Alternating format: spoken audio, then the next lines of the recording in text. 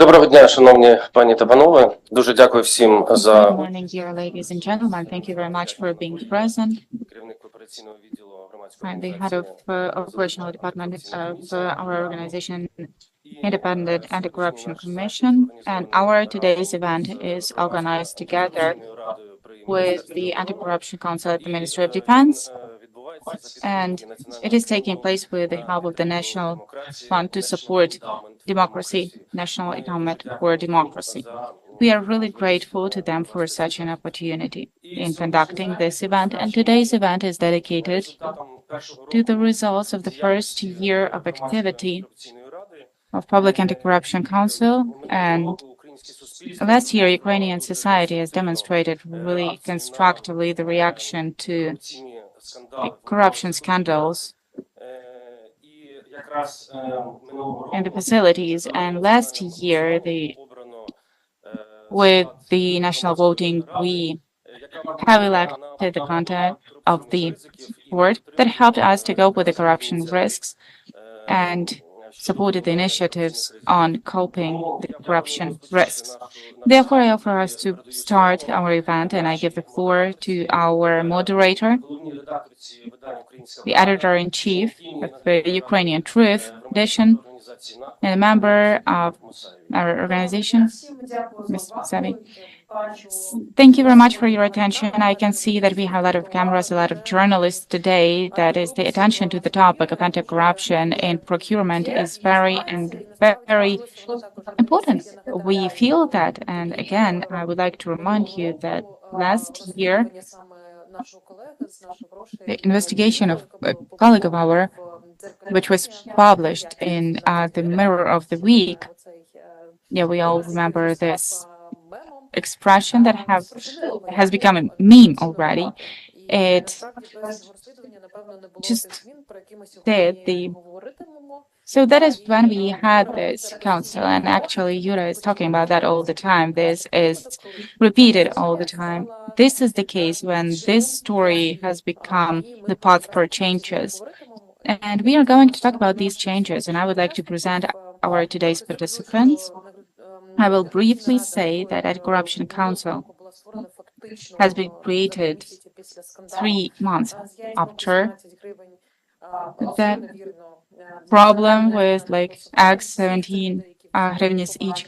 So all the people you are going to see today and those who will tell you about the results, those people were elected by Ukrainians. And actually, I would like to mention the energy with which the members of Anti-Corruption Commission have been working with, because they were publishing reports every week. Mr. Yevhen, you were giving interviews to Ukrainian Truth and the podcasts, and the Tetyana Nikolayenko posts we remember, about the codes and everything. We will talk about all of that. And now I would like to present Deputy Minister of Defense of Ukraine, Dmytro Klimenkov, Yevhen Hrushovets, and I already represented him, and that is the head of the Public AntiCorruption board. I'm sure you will tell us a lot about your work. And we also have Serhii Stepanyan today with us, temporarily performing the duties on detection and prevention of corruption. Thank you very much for participation. We also have Tetyana Nikolayenko, the member of the organization, Viktor Prudkovskikh, who is the secretary of the Independent Anti-Corruption Commission, and then the communication specialist and also the participant of anti-corruption.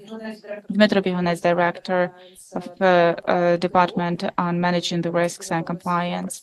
I guess I presented everyone. And also the member of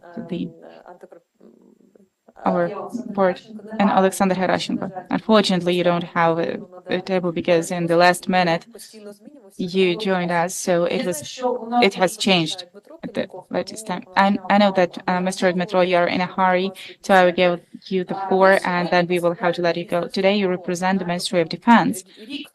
That is, 1 year ago, the Ministry of Defense has opened the doors, so to say, let us talk about that for the society, for the great public. How do you assess the results of work of anti-corruption board in this year? And can this case be called successful when we have such state partnership and partnership with the civil society? Thank you very much. Hello, everyone. What I would like to say, when I came to work at the ministry, that was more than 6 months ago, I remember that when I had my first meeting, like official meeting where I met people, and before that I knew no one from that circle, from that organization. However, what was the first thing I paid attention to is that anti-corruption board was created already. Yes, we do need that, in my opinion, for any ministry that is spending money. Public opinion, opinion of specialists is very important because in the period of 30 years, the period of work of the ministry, and even before that, everything that used to be there, it actually came from, so to say, Soviet system. And it is hard to break that straight away, especially during the period of war. So everybody's work is incredibly important. And I just saw that. And I was mentioning about the priorities, and I remember that I was setting up the priorities for myself, like some KPIs, the tasks that were given to me by the minister. I was mentioning that, and briefly I will mention this today. But before that, I would like to mention that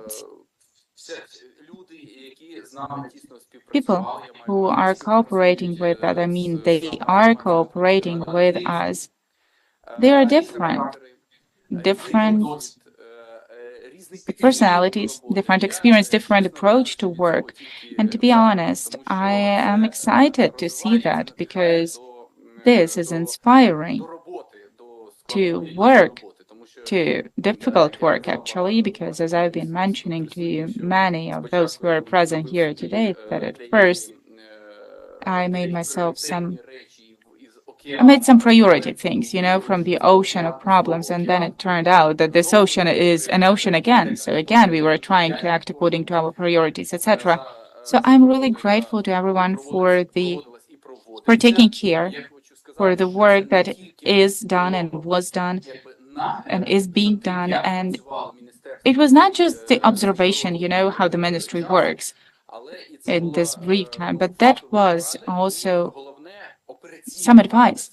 And what was very important, advice in operating. I mean, I'm always asking my team, what product do we give to our society? The product has to be only the value that we are creating by hard work and hard efforts. So I'm really grateful, and I hope that further on, we will have good cooperation and elections, as it is mentioned, and it would be really good so that this format of work, we have enough problems still. What I mentioned back then, 6 months ago, and what did we do together? When we were cross-checking, when we made an audit and we saw that during the whole work of the ministry, the period of work of the ministry, the specialists in the ministry, they were deciding what they need to buy, and they just did buy it. In my opinion, that's wrong, because the world practice, and not only the world practice, but also based on some corporate management and corporate standards, it would be better for such functions as procurement, that is buying something that is necessary in giving case for Ukraine. It has to be done by specialists, that is people who are coming with experience, with relevant experience. We created those agencies, and State Department of the Rear, they are working in procurement in the rear, actually. And The other one is the Agency of Defense Procurements. It was created already, but it was working on the principle of what is left. That is, there were some people, they were procuring something, and if something was like left, so the agency was working somehow, and it was not effective.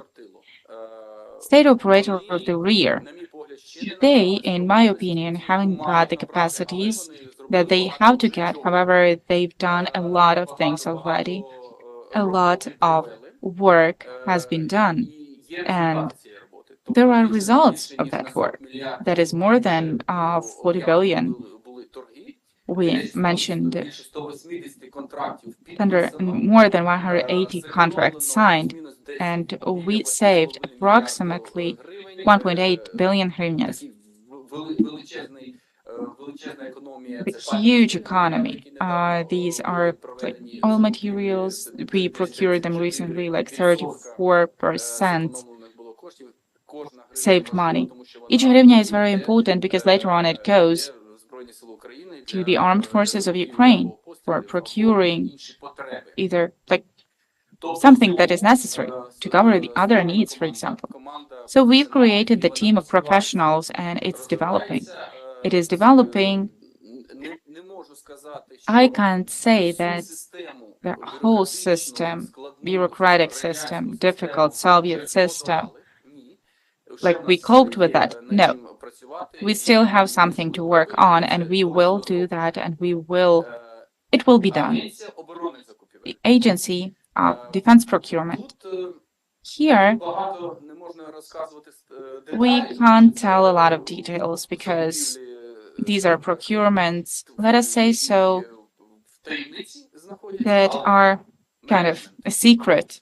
However, management, we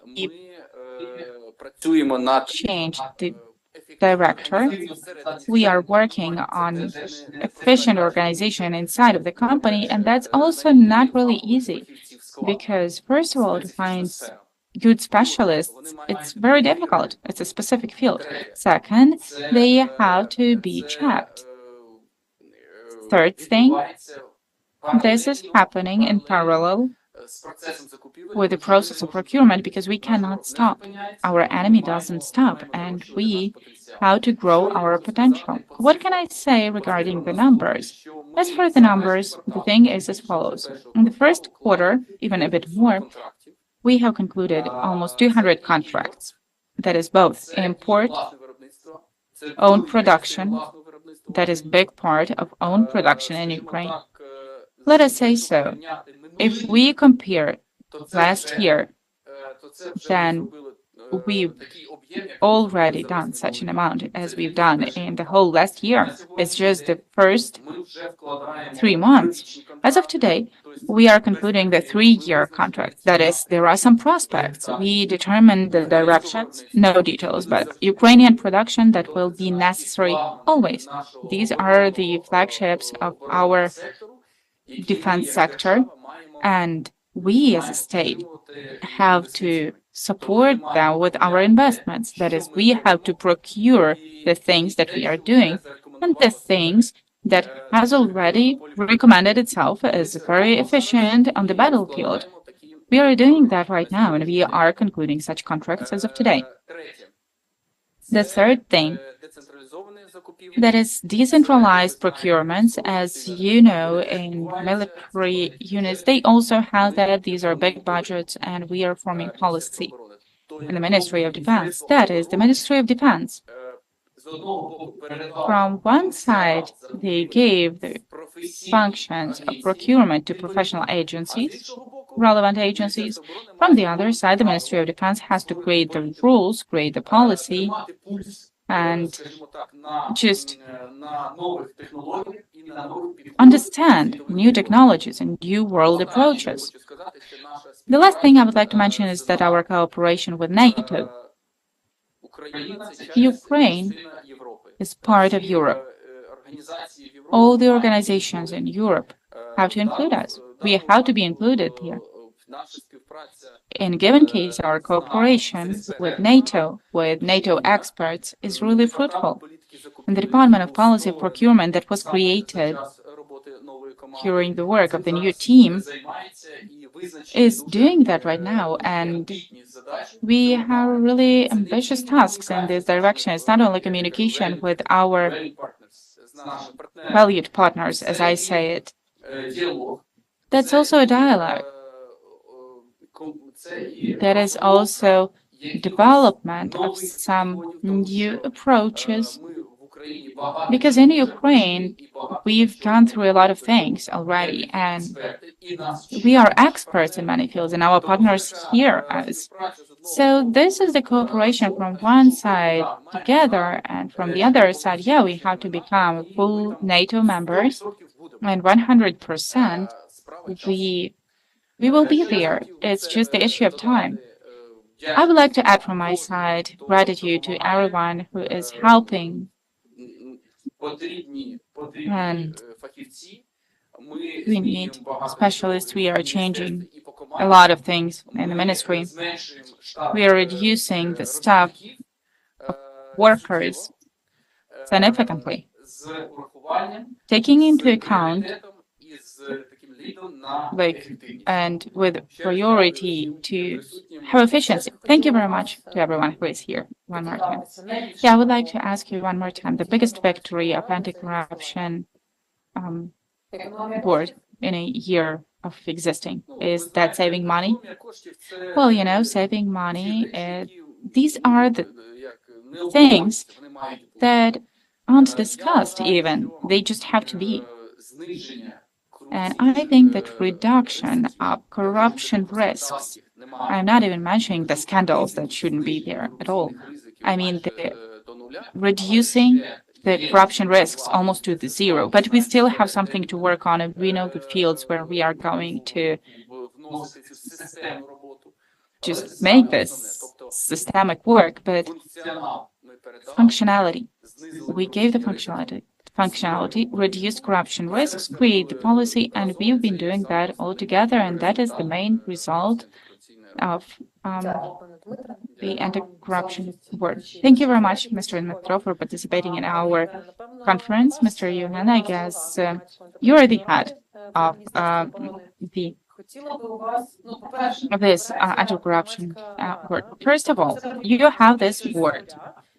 You have to create something from the scratch, and you have to unite people who maybe they knew each other, but they are all from different fields, and that is civil society, which is, as Mr. Dmytro mentioned, there are different points of view, there are different thoughts. How did you succeed in that? And tell us, please, what did you achieve in these 12 months? What are the most important things? Yeah, thank you very much for the floor. Thank you very much for the question. And thank you to those who are interested in the work of our Civil Council and Corruption Council. Because, yes, everything has to work, and we have to do everything to make our victory closer. How were we doing that? We've been going to that for a long time. Тому що дійсно всі дуже різні, 15 людей, кожного різні. And I'd like to say that everybody's different. And moreover, organizations that, like, we had the opportunity to have up to 3 people. So, like, as a matter of fact, we can say that most of the members of the board did not know each other. Of course, each person is a personality, and we have our own approaches. But I think that, like, this Anti-Corruption Council, we performed our mission. As for myself, I can say that I am not satisfied with the results to 100%, but we were pushing the ministry forward, and even the minister himself said that he realized we are very different because each member of the board had the opportunity to talk to the minister and, so to say, to work with them on the issues that were interesting for us. We are not military servants. We are not working together with them, so we could ask the questions that are interesting for us directly. And we understood that, like, nobody will just use some sanctions to us, or nobody will say anything to us. So we could openly speak about the things that are interesting for us and why we are worried. So the Public Anti-Corruption Council had more than 40 sessions. If we are talking about the time, then the meeting less than 2 hours, and in the average, sometimes it was even longer, and sometimes we were meeting even more often. But as a result of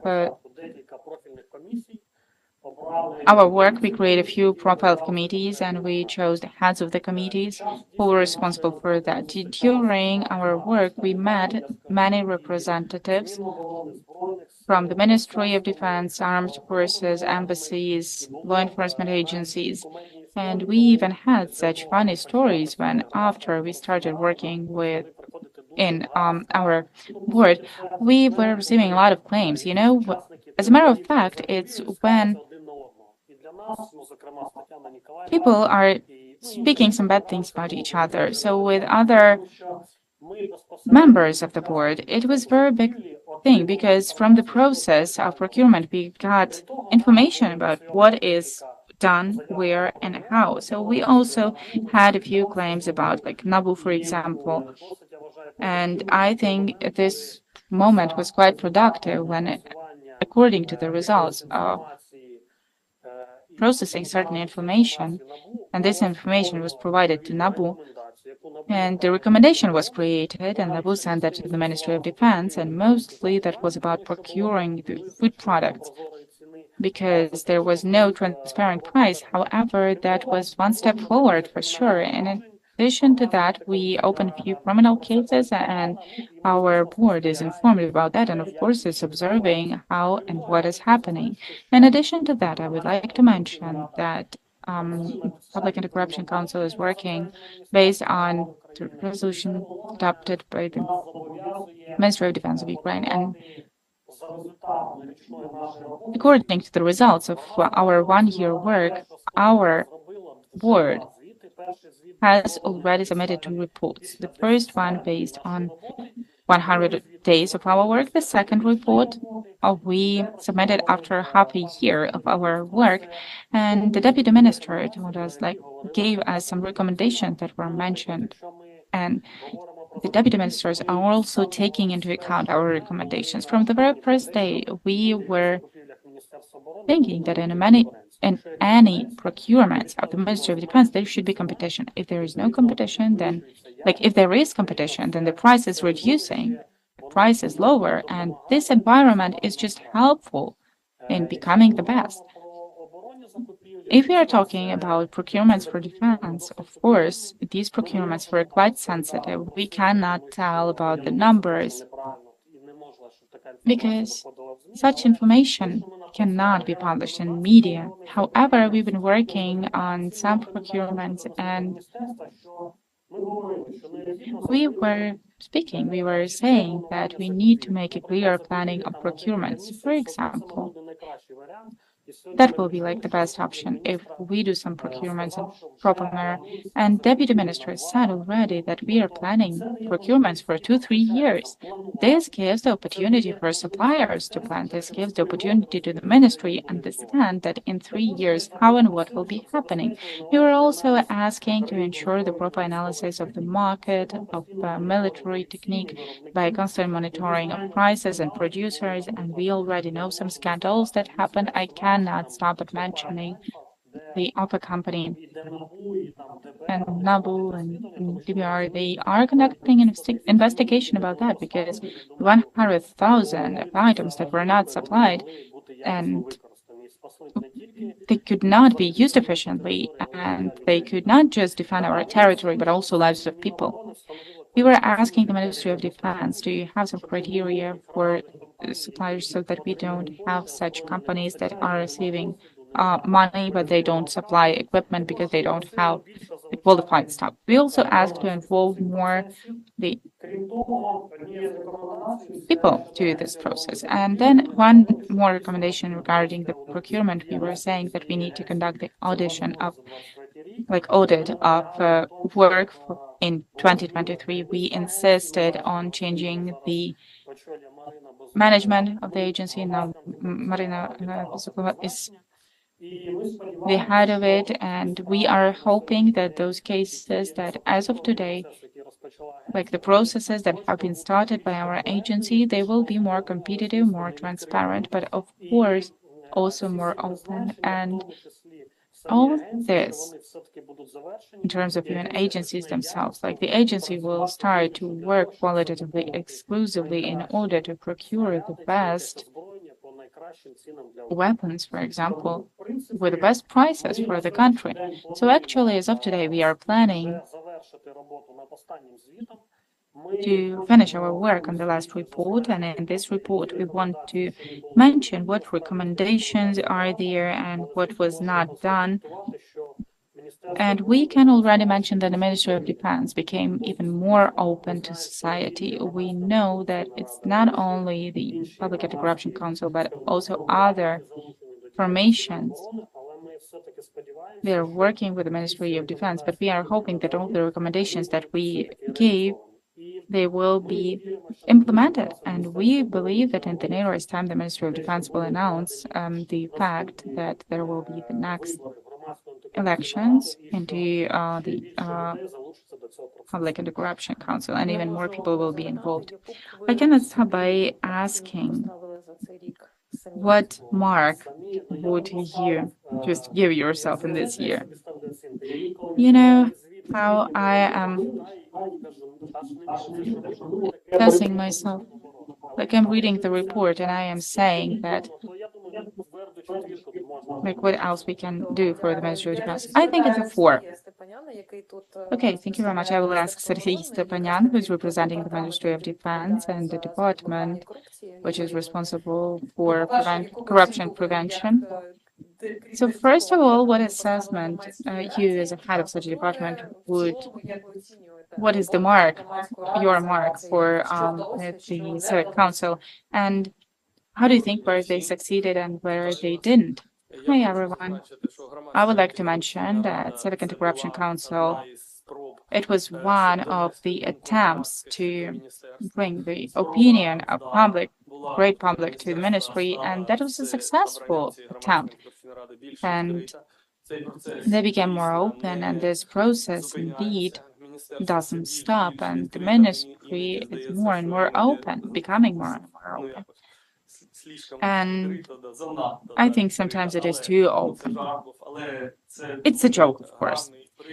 However, it's a very good example of how we should cooperate with civil society. That scandal about the eggs that cost 17 hryvnias. It's not just the example of corruption stories, it's also the example of the wrong communication with the society.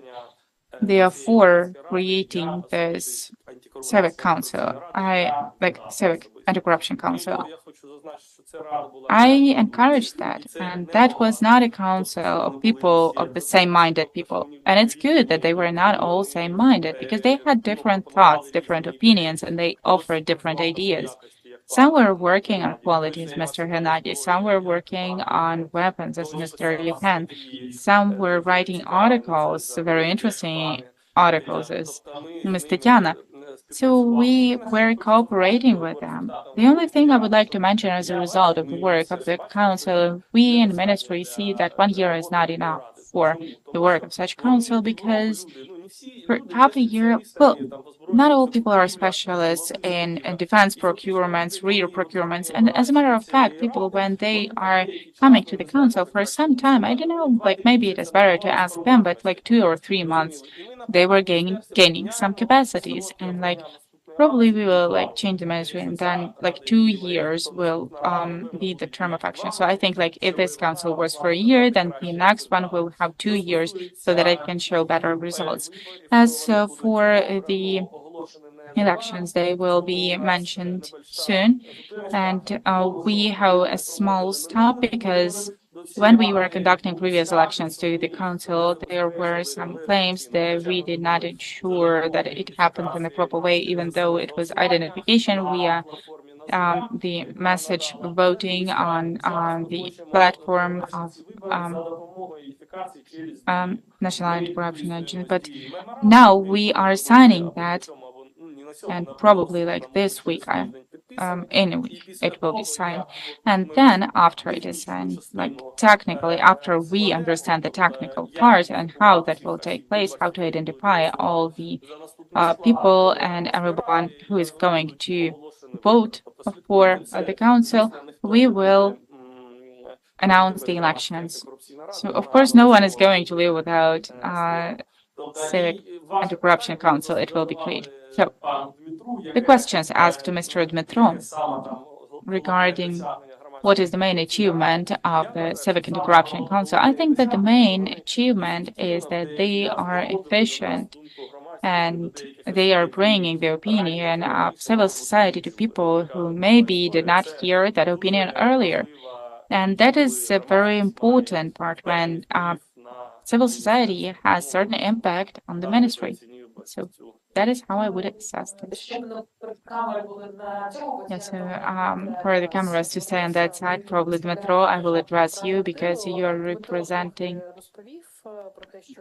also another body. Dmytro told that you are facing some difficulties, but did Civic Anti-Corruption Council became the catalyzer in this sense and somehow is pushing you forward to doing the things that are planned faster and that impacted your results at the end. Thank you very much for your question. Let us say so the state operator of the rear was always open for communicating with the Civic Anti-Corruption Council, and probably this is the biggest achievements at the beginning of work of state operator of the rear, because due to this openness, we managed to deliver the information on time, the information which is important, and give the feedback regarding the anti-corruption councilors, representatives of civil society, for them to understand what is happening in the real procurement. And probably this is the biggest achievement, and I would say that it's the biggest institutional achievement. Why? Because construction of such communication it is a really good basis for the future cooperation. Of course, we are really grateful to Anti-Corruption Council for the feedback that they delivered, for the criticism that they also gave us. It was very useful, very productive, what is most important. We are grateful that Civic Anti-Corruption Council was supporting us in many issues, including publicly. That is very important because we managed to achieve the common opinion in the process of real procurements. And of course, a big thing you've done on counteracting to disinformation, and it's very important. That is what one of the functions of Civic Anti-Corruption Council is. They should divide what is the truth and what is not. And that is kind of the rear, anti-corruption rear, of the defense field. And of course, the state rear operator is encouraging creating such institutions in the Ministry of Defense of Ukraine. We are ready for cooperation, just as always, for some good work. And of course, one of the priorities of functioning of this Anti-Corruption Council should be continuing supporting the reform of real procurements of weapons and defense procurements. And I think that we can assess their work as a five scores in terms of building communication and relationships. Thank you very much, Dmytro. Tetyana, I want to ask you. You're a journalist, and also the history of creating has started from the journalistic investigation, and during this year you were highlighting in details the activity and the cases that you faced at the Anti-Corruption Civic Council. Can you tell a bit about your work as a journalist and a member of this organization? what can you name as main achievements in your work? Thank you very much. Well, actually, many of my colleagues, they were surprised and they were asking, why did you go to this anti-corruption council? Why is that needed? And also, many people mentioned that, like, it will take you some time that you will take from your life and your work. And my editor, he was not really happy because, like, I am just in my materials, I am just switching to one field and I forget about all the other spheres. However, I do understand that this type of work added gave me a lot in terms of understanding the processes, and it was the coolest school in terms of figuring out how do the institutions work, how certain processes are happening. And many of us, many people from the civil society, they were sure that it's like the defense is only Mr. Reznikov, but now I doubt that Alexei Reznikov, at the beginning of this scandal, knew where there were eggs in the catalogs, and even as minister, like being that person who's responsible, he cannot know all the 75 contracts that exist in that field. However, the things that happened, they just happened, and there was something in here, but it is good because, like, yeah, it led to consequences for that person. However, it showed us that we need the reform in nutrition and supplying weapons and the corruption scandals that happened with certain companies. I will start with nutrition because I realize that it's the most interesting for people. Yeah, most interesting because you can always come to the supermarket and understand that, okay, if I buy eggs and they cost 7 hryvnias, why in the catalog they are 17? Why we are robbed, so to say, when buying that for soldiers? For many people, probably it was the end result, like, oh, okay, they put that to Prozoro, it's a victory, and that's like all the real procurements, all the 8 billion, huge money just for food procurement. It's approximately 4 billion. But when we were seeing the results, we saw that the same suppliers remain. And it seems that, like, yeah, we are saying that the council is not aimed at working with some suppliers, but I realized the specifics of their activity and how they appear. In the first months of our work, as it was mentioned, we faced, and Mr. Serhii is really right, because in the first months we learned a lot of new things from the ministry and from people who are working in this field. And when people were coming and telling you, how does it work at this place, and what is the sense of, like, some money that is paid from organization to some institution, and what are the corruption risks, etc. At that moment, we realized that coming to Prozoro, it's not everything. Having the catalog, having access to some information, to, like, what is ordered, like the audit, for example, that we realized that they're not procuring all the 409 positions that are there in the catalog, but it's limited number, like 80. Usually it's set for cooking borscht plus meat and dairy products, cookies, juices. And of course, when there are some unexpected things, even for the Ministry of Defense, they were telling us themselves that they were just checking the military unit because they ordered some strawberries and pineapple during the winter, and they said, like, locals are bringing us the products and we decided just to have something delicious, and that is why we ordered this. But it turned out that the things that were achieved were not enough, and at present we are facing that. As for the suppliers, it was a very sensitive moment when they are writing applications. And I wrote that there are some criminal investigations when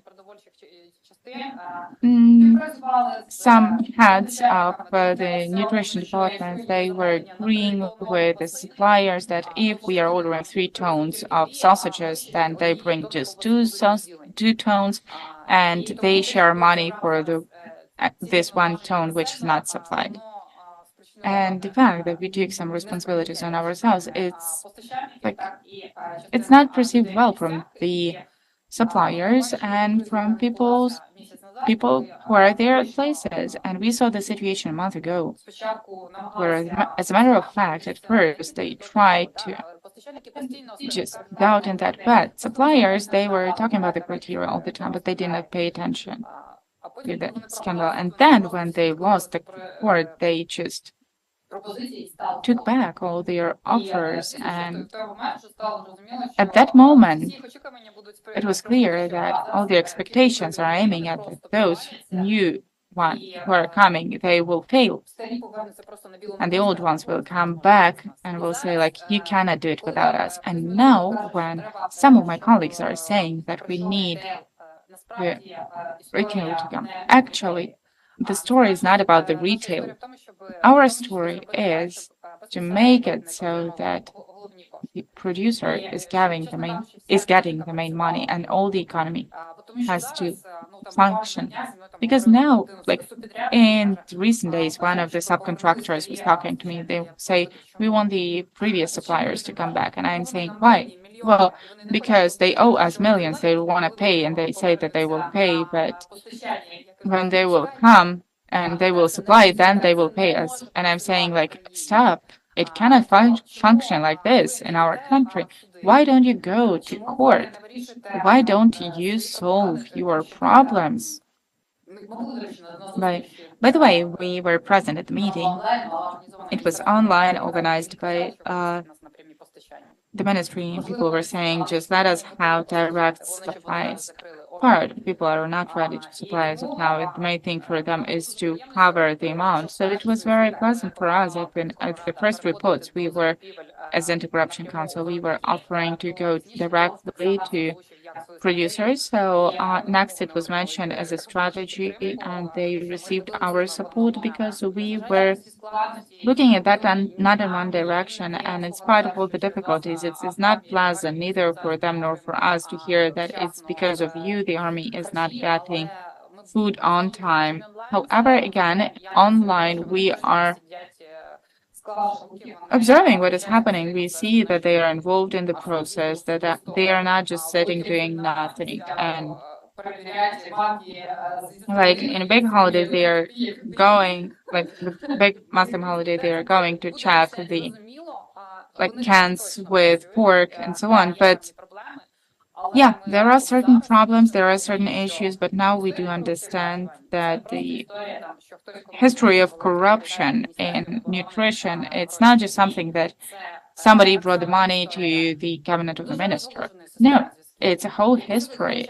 That is a really wide network, and there are some big tax workers, they say, like, I will block your taxes, you won't be able to work at all. And some other criteria when suppliers are threatened with problems with law enforcement agencies, and they say, like, no, we won't supply, we don't need these problems.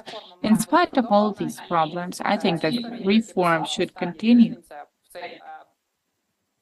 And the stories that I've been writing in the latest week, 50 kilos, which costs 450 hryvnias per kilo, we understand that they could buy twice as much meat. And they were buying just the peso. And so such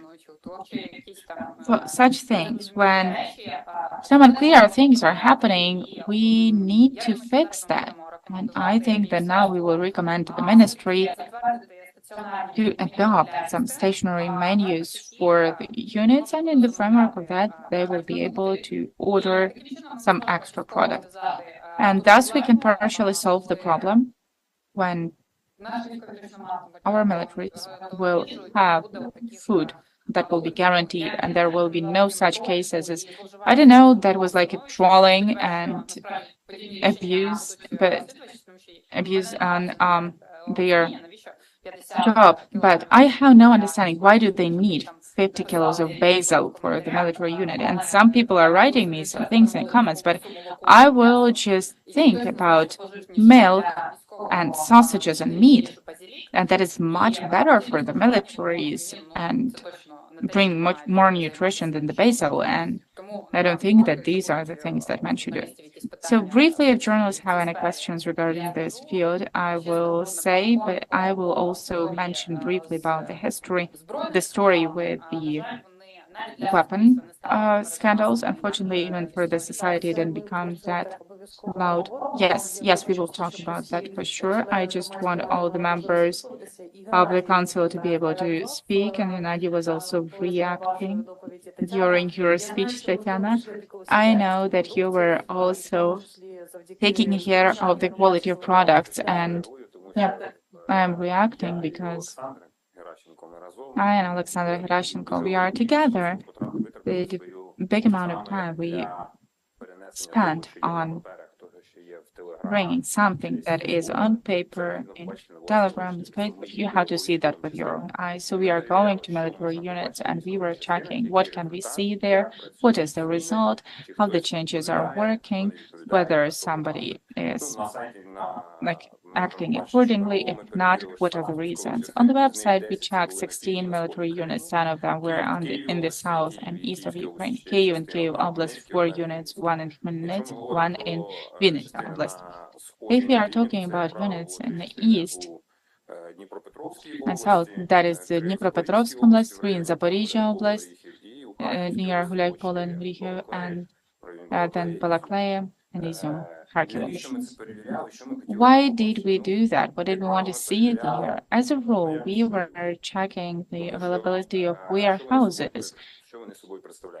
And what kind of warehouses are those? As Tetyana mentioned, if we do understand that something is procured, it should be in the warehouse. And we were just saying whether it is there and whether it's according to the documents that have to be presented as of today by the responsible person according to the agreement signed, agreement on supplies. Very often we had such moments that there is certificate of quality, but it's just blank. Well, they just have a seal, and there is a quality certificate for meat, for like sausages. Well, we realized that such products cannot be accepted because we don't know whether it is made according to certain standards. Yes. Then, about the preservation, we were looking whether the supplies are coming on time because in January and December last year and January this year, one of the companies was not supplying the food products in the amount that would be enough. So we had to go there with our representatives of the ministry and deputy minister together with the deputy minister of defense. And in a few days, literally, we just gave them another supplier. We signed a contract so that we can ensure that the supply of certain products is coming on time. And it's very important because we think that when they are coming on time, it's also very important in terms of defending our country. We were talking about the menu, very interesting, but we had to, I cannot change the slide, unfortunately.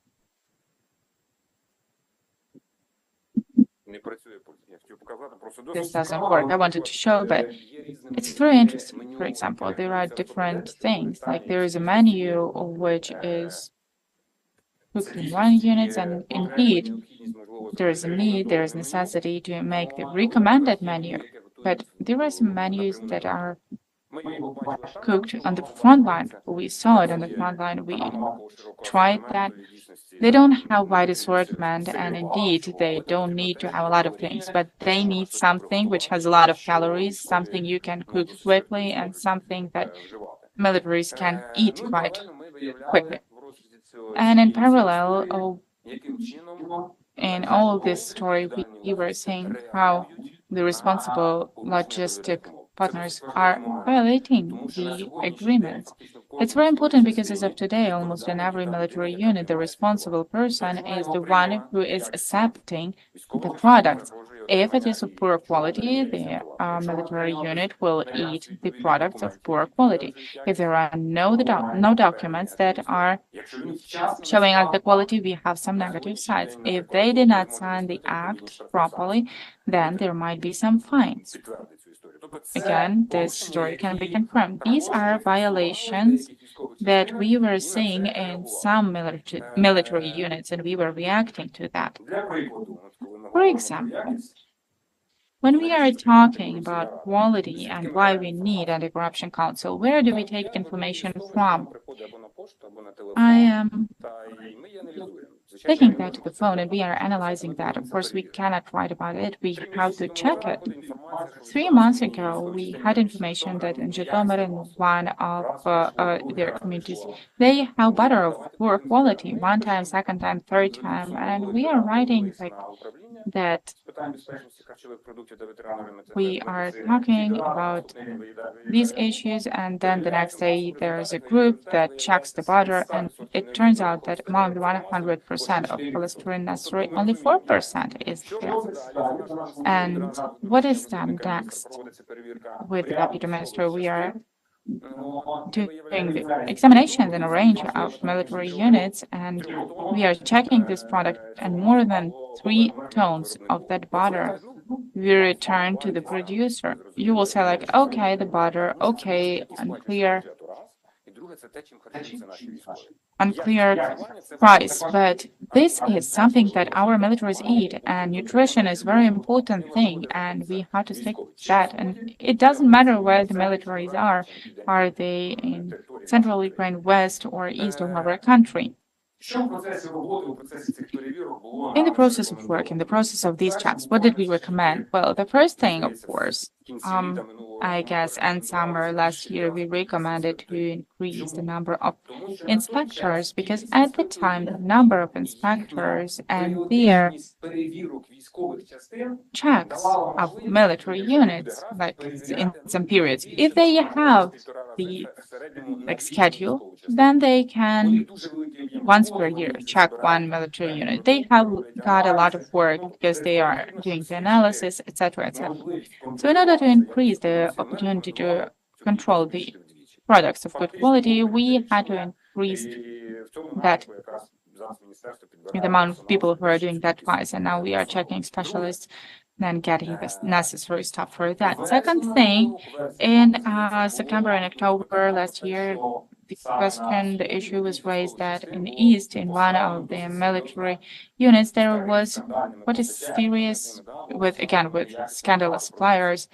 They supplied a lot of products of poor quality, but that is the zone of military actions, and like our usual inspectors cannot go there. That is why we offered, and Ministry heard us, and as of today, especially to the armed forces, there was a group sent, I guess 4 or 5 people. In 3 months, they checked approximately 40 military units. And they saw a big number of problems and detected a big amount of problems, but not to impose a fine on someone, but to react quickly. When they say, like, we see this over here, it means that certain moments when we see that in the east, then we are reacting, and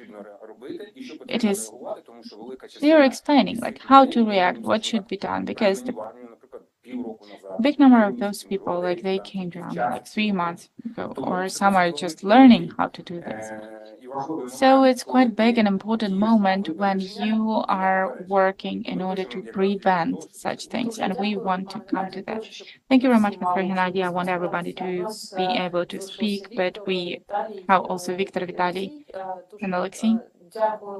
Thank you very much for being here. I would like to talk a bit about weapons and the contracts regarding weapons. There are 2 scandalous cases, and Mr. Viktor, and who wants to speak about these cases? I will be really grateful.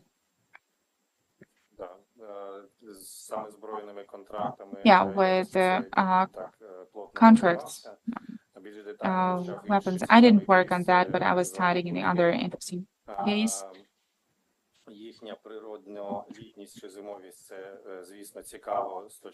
So, of course, it's very interesting, like about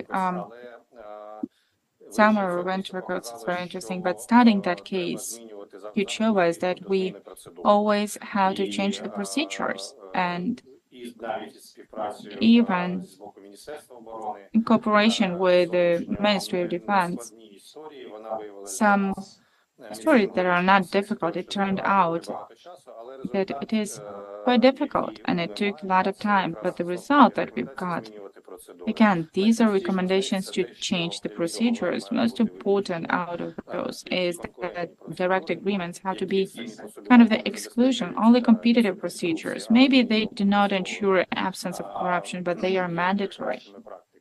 And they are best practices.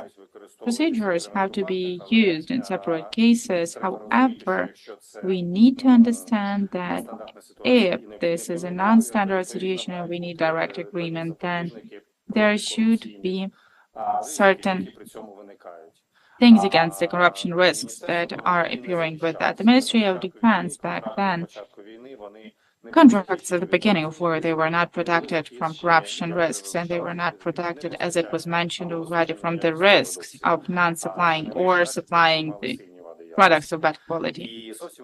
And totally different practice right now is used, because as a matter of fact, that is sabotage from the side of old suppliers.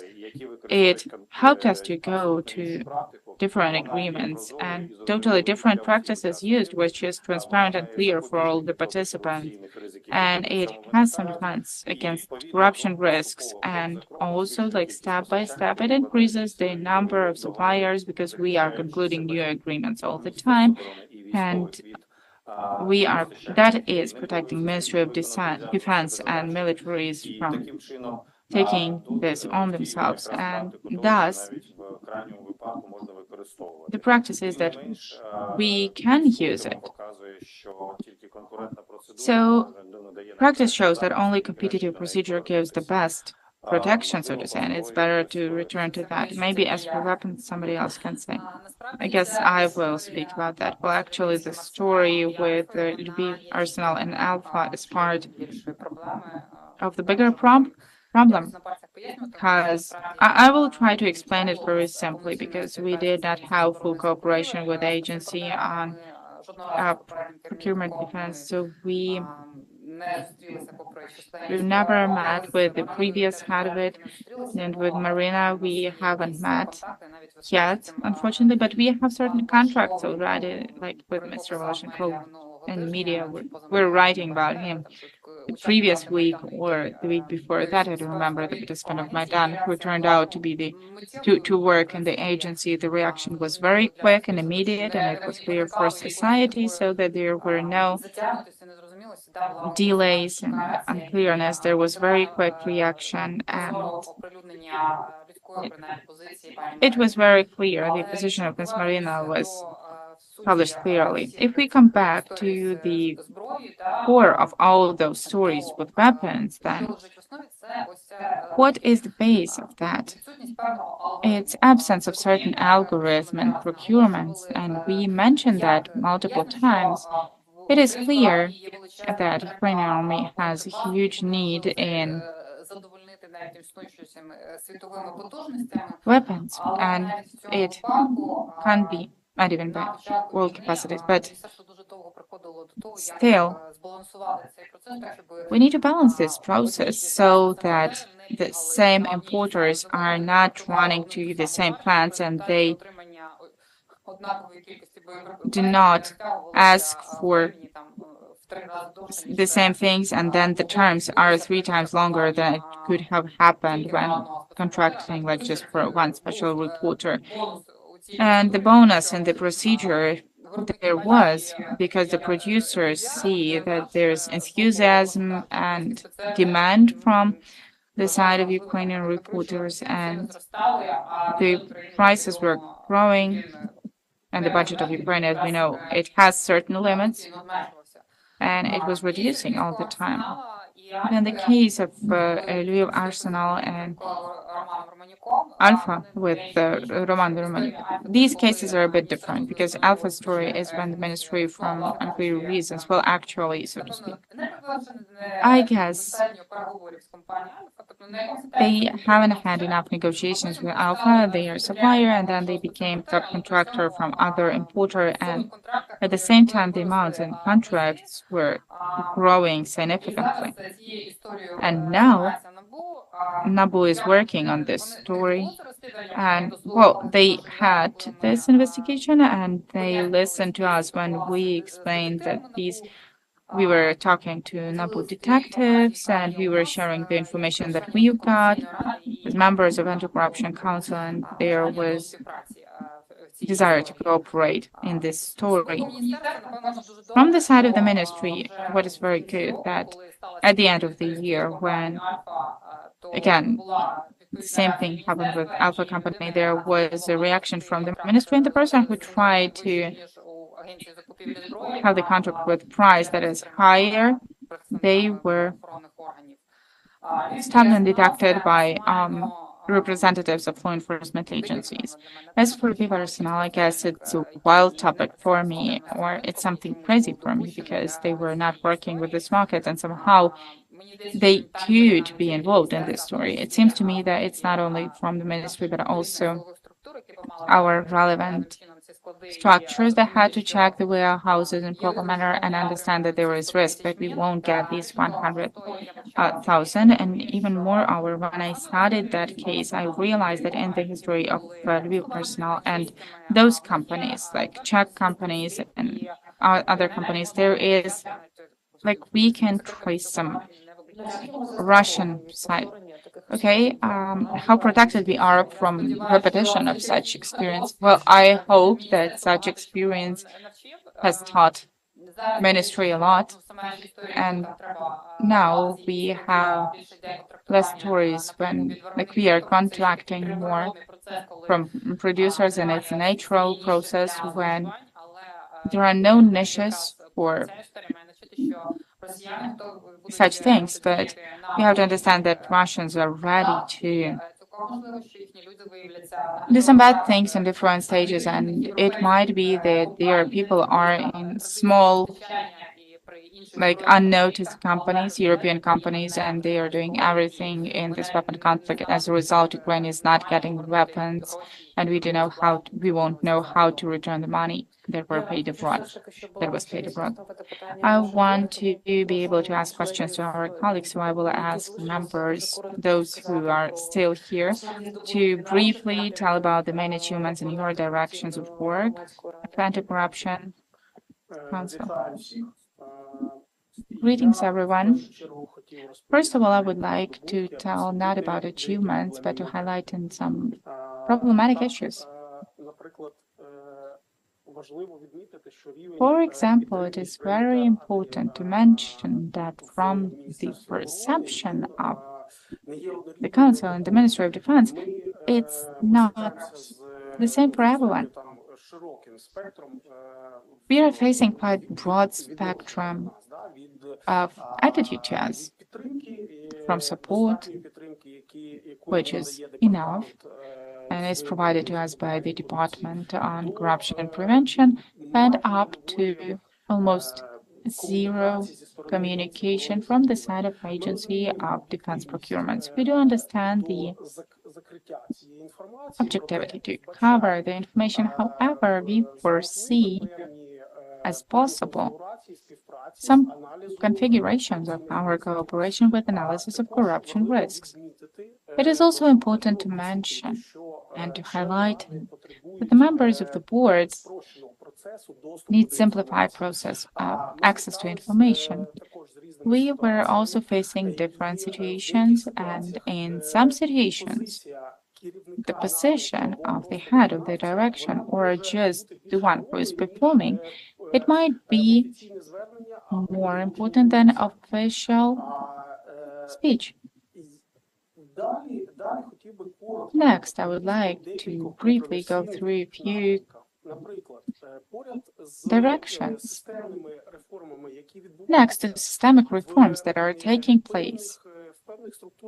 In certain structural subdivisions, well, there are processes that I would characterize as institutional procrastination in given units. For example, it's already 1 year as the decision of the Ministry of Defense had finished on giving access to the main department of lands and funds to legal persons. So that was the decision of the State Secretary on September 2023, and the document from the Minister of Defense. Why is that important? Because this department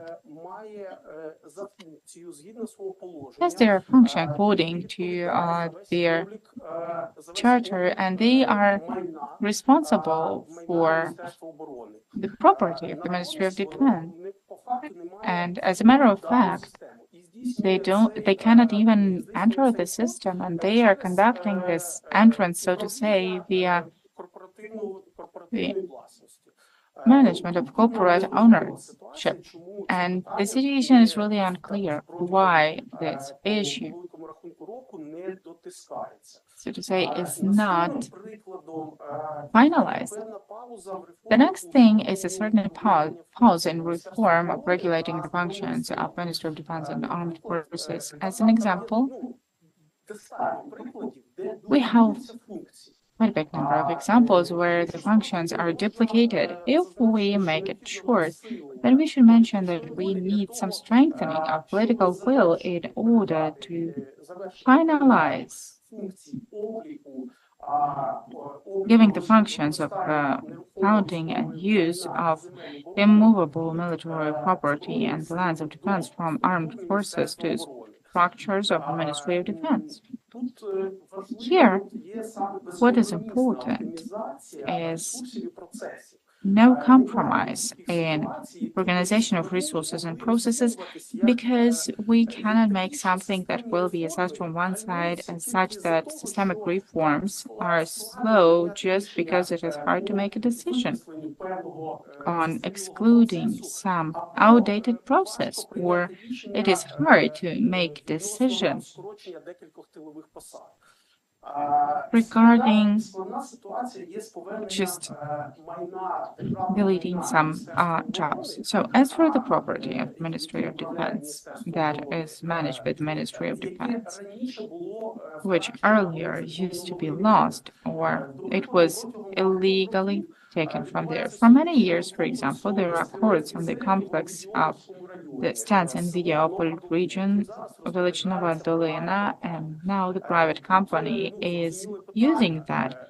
And now the clear question, like less Ministry of Defense, because the difficulty is that all these processes are done by the Cabinet of Ministers and prosecution and Ministry of Defense. But the logical question, how during the war can such situation exist?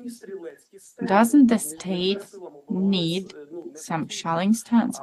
Do the defense powers not need that? And these are court decisions from the lowest court to the Supreme Court. And in this process, it was like returning to the court of the first instance. And for understanding of how tragic it is, I'll explain that one of the factors is that lawyers and courts are determining what is the type that the claim should be submitted according to.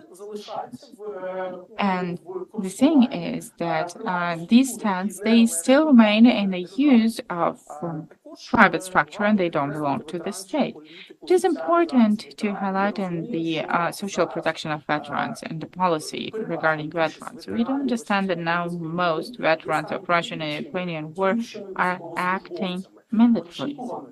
And it is expected that the number of veterans till the end of war will grow significantly.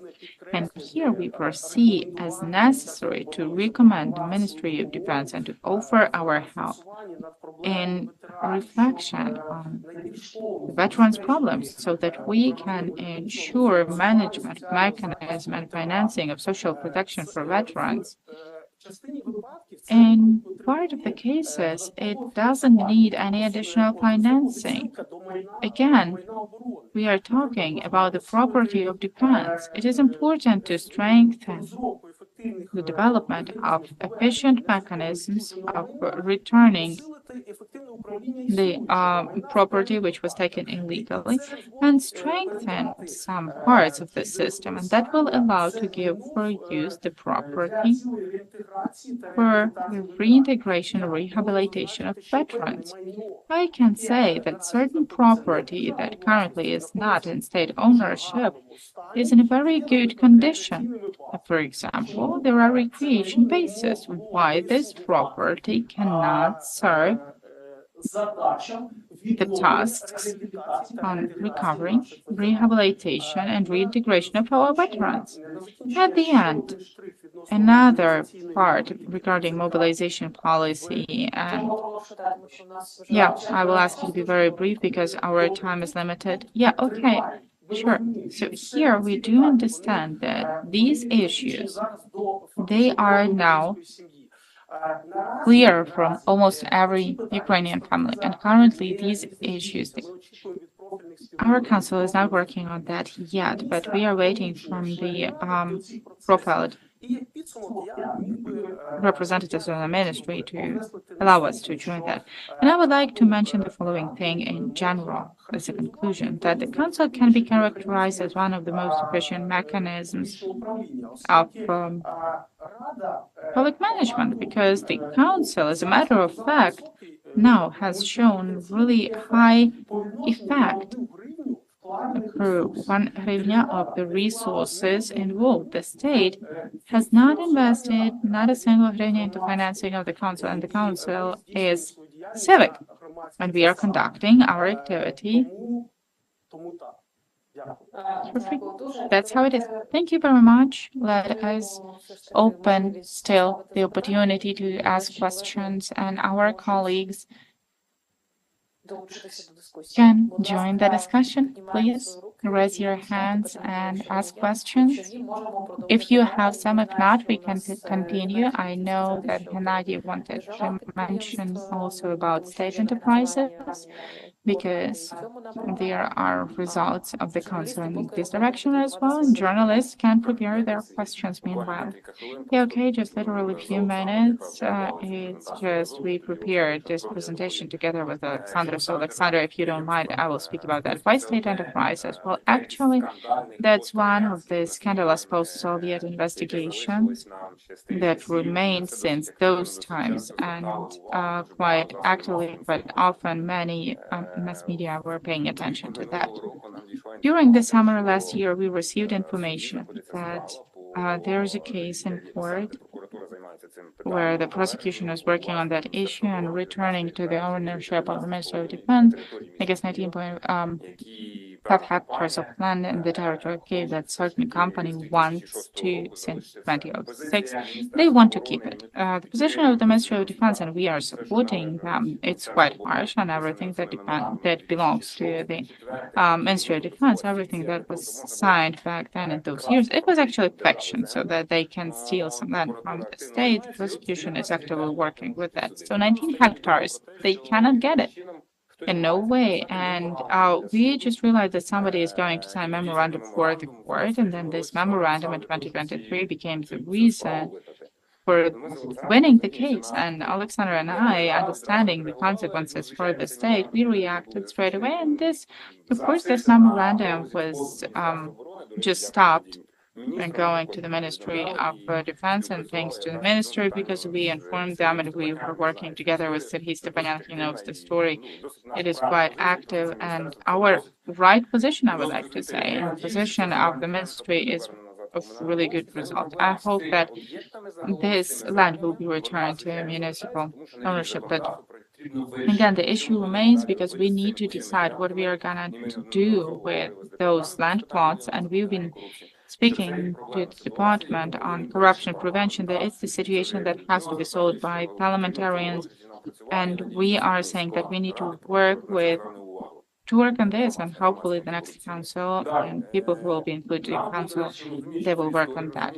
Understanding this story, understanding that there are some problems in this sense, so we visited 7 most problematic enterprises of the Ministry of Defense, and we were writing about that publicly.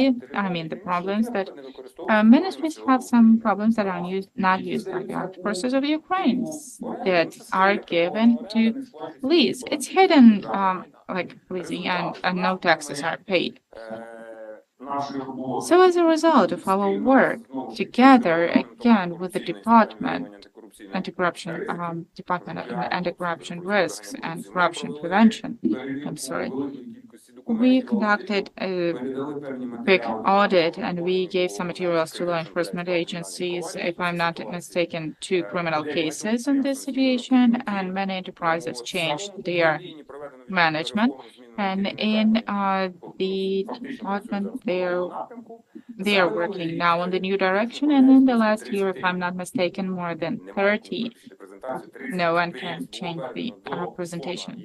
But yeah, next. We gave an even further.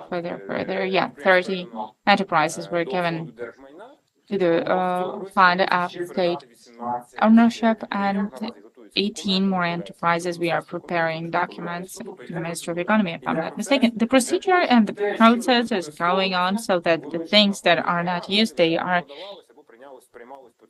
included to the fund of the state ownership, and then we make decisions regarding that. As for the positive things, with the new management, since January, literally some enterprises started working for the defense industry. They started making some defense facilities, and they started working like earlier on. The forest has been going, like the wood has been going, unclear where, but now we know that the wood should be used for defense, and these are the main tasks for this department, and they are working in this direction. These are quite serious moments, and at the end, I also wrote that ministry is implementing strategy and management of corporate rights and ensure the functions of the authorized subject of managing such rights. In this direction, we are working actively, and well, actually, as for now, I don't understand why the ministry is not talking about that, but this is a positive case. These are good things, because to be able to manage such objects as state enterprises, showing that they are profitable, that they are useful, especially in the country which is in war conditions, that is the right thing. Thank you very much. That's it from my side. Yeah, okay. I would like to add, it's not all of our representatives that are here. Deputy Head Anastasia Shogun, she has done a great job in creating the new body on control the quality of weapons. And the story is not just to contact, to deliver, to supply the weapons on time, but also to have weapons of high quality. And this job had been done by a really long time, and the decision was made to implement this concept, that there will be the independent body on controlling quality of weapons. So that is also one more victory of our council. She is not here, but I will mention her work. Thank you, and Jesse. And word, I would like to give the floor to Mr. Yevhen to sum up our today's press conference.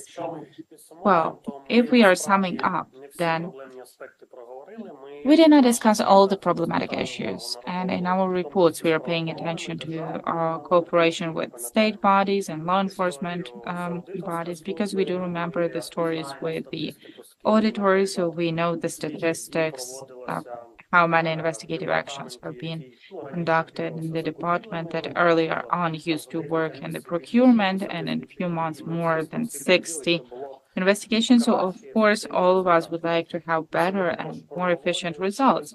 And we also discussed that, and we wrote that in our report. And if we are summing up, then I personally do hope that the next, that those people who will be elected to the council, to the board, and the members of this council will be included, it really matters because, well, it's not 3 and not 4, almost half a year we need in order to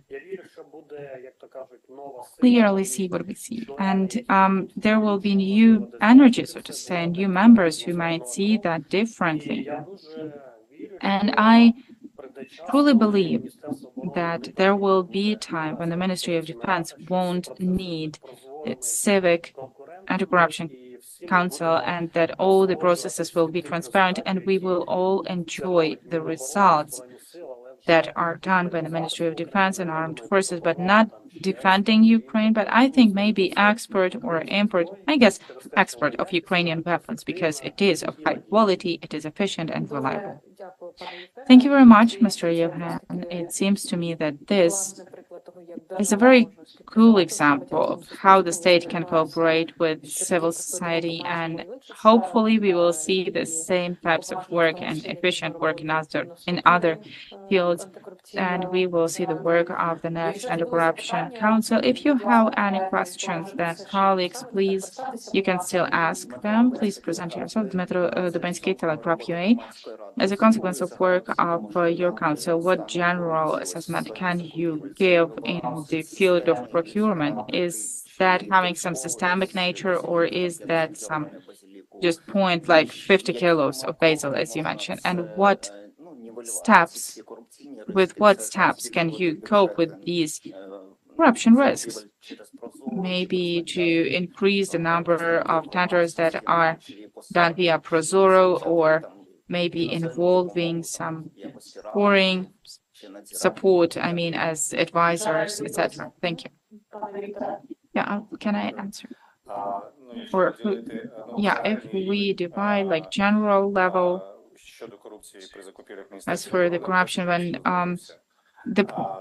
as for the procurement, in the Ministry of Defense, the corruption risks are reduced, and we are not observing any corruption when conducting procurements. I mean, the state operator. And that's about the institution, that's about the Ministry of Defense.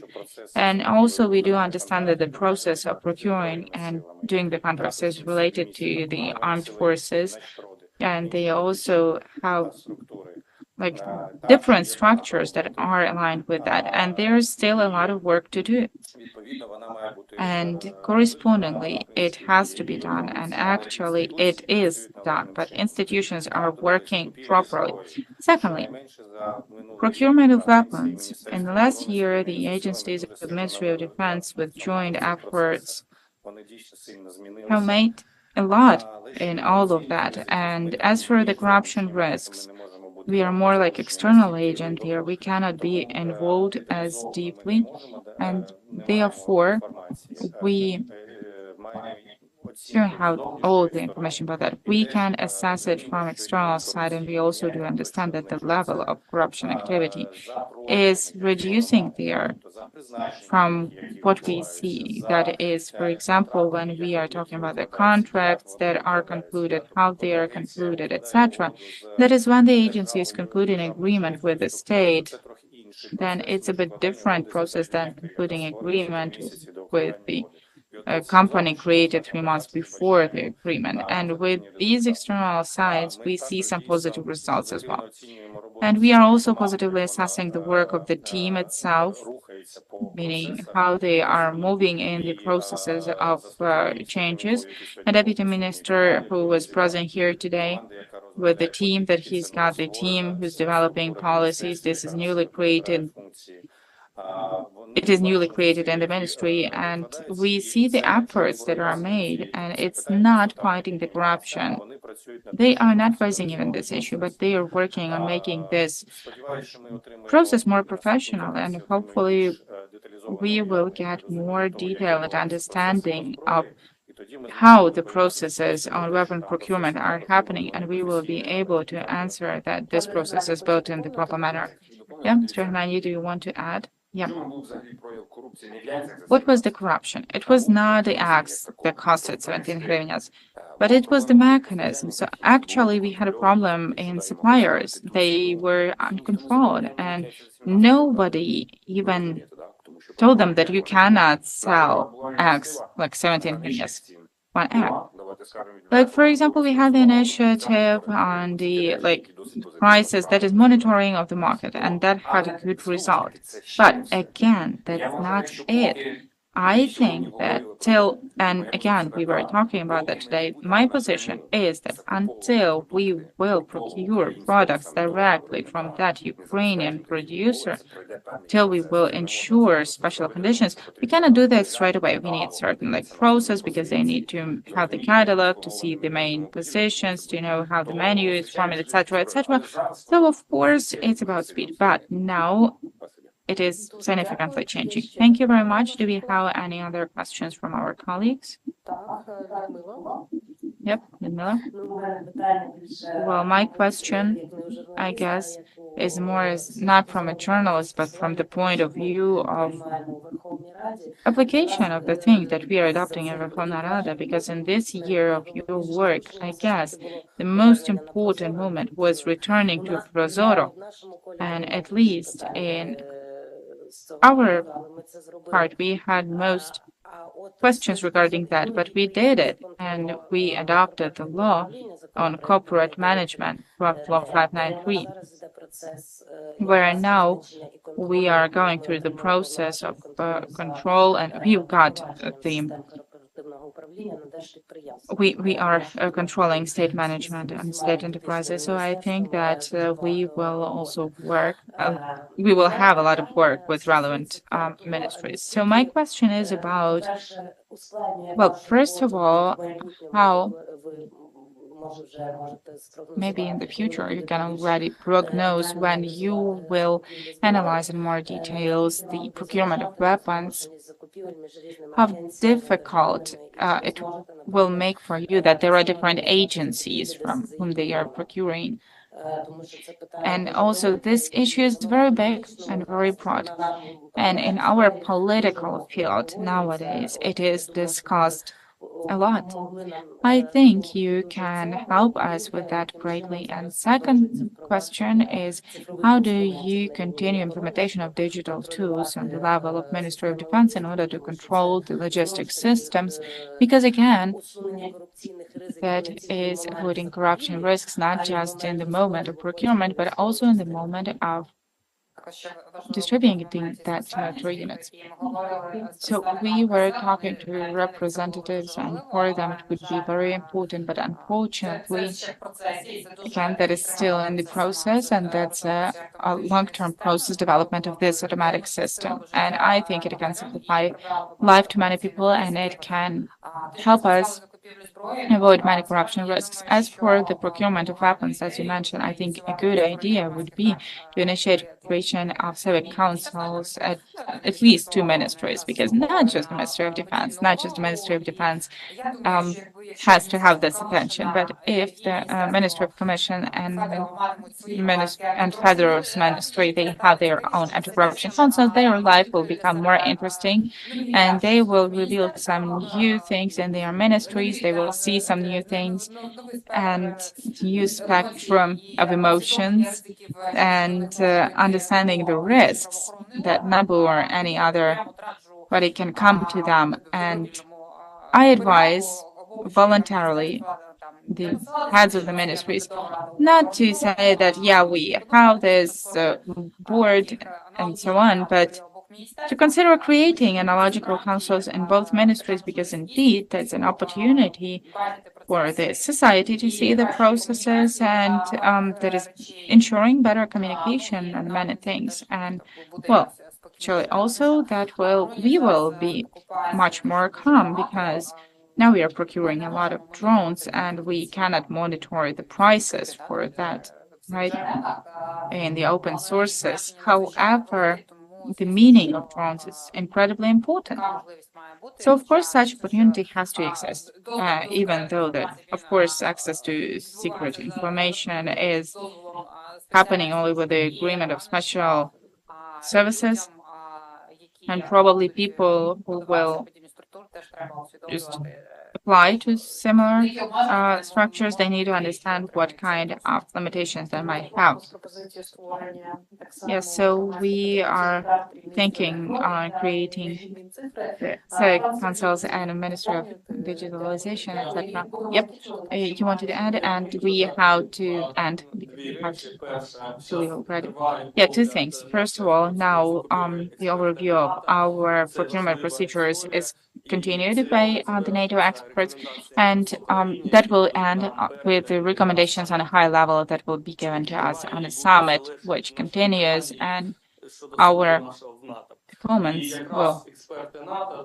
it will depend like whether we will be able to join NATO. And many people, they are surprised, and I heard that everybody is procuring everything. Like, why do you have so many people who are responsible for procurement? So I guess one of the recommendations will be to reduce the number of the subjects who are conducting the procurement. So your question is very good, and it's actually logical. We will see that. And second question, what I wanted to focus on when we were talking about nutrition and other procurements and old suppliers, new suppliers, I don't like it. The Ministry of Defense is not having war with the suppliers. Our task is to make the same rules of game for the honest participants. So everybody who is honest, they can come and they can play the game according to the rules and supplying weapons and food for the Ministry of Defense. Yeah, there should be smaller. Yeah, I think we will end with my comment, I guess, most probably. Well, let us say so. The army has to eat products of good quality on time, and we have to be honest.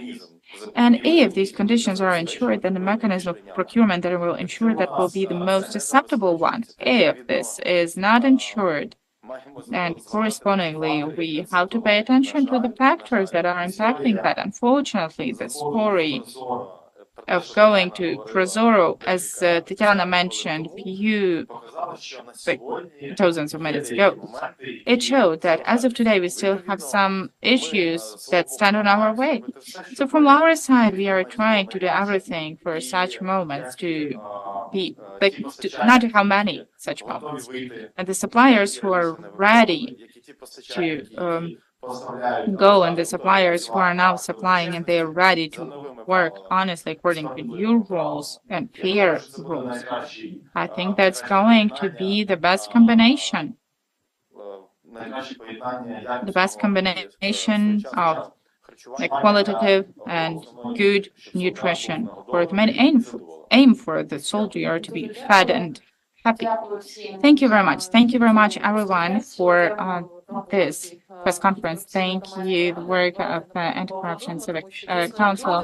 Let us give them a round of applause, because people for a year, they have been working free of charge totally in order to achieve some changes. And we've heard about that. And hopefully they won't stop on this. And hopefully I will see you in the Anti-Corruption Council again. Thank you.